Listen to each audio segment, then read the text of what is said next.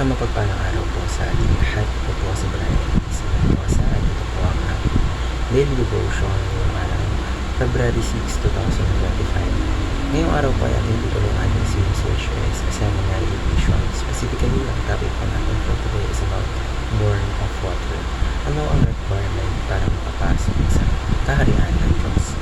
Now, ang ating talata po ay galing si John chapter 3 verse 5. Sabi po dito, basahin ko po.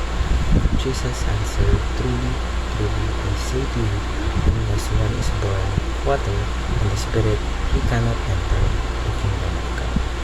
Ngayon, upang ating mas maunawaan kung anong kasaad at ano ang panglugahan ng meaning ng ating talata para sa araw nito, upang mas maintindihan natin ang ating devotion, ngayon po tayo po ay dadako sa ating mga teachings for today. So, una po,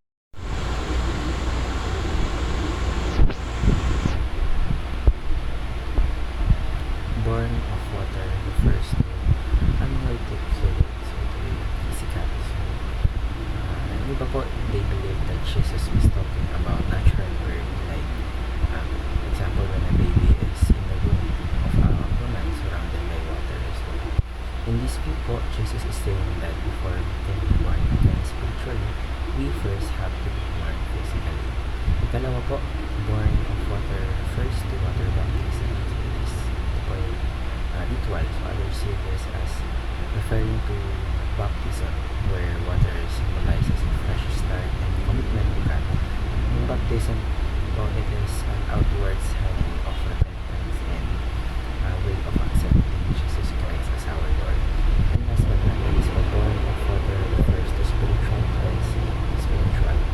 So this view sees water as a symbol of God, where the washing away our sins. It is about being purified by His Word and the Holy Spirit making us new in Christ. So, paano po natin ma-apply ang mga kultural na ito ngayon po tayo pinadami sa ating education? So, una po, sabi ko dito, basahin ko po, prepare yourself for baptism. So, if hindi ka pa nababaptize, you pray about it and take that step for baptism ka when you are ready. Ikalawa, ask God for forgiveness and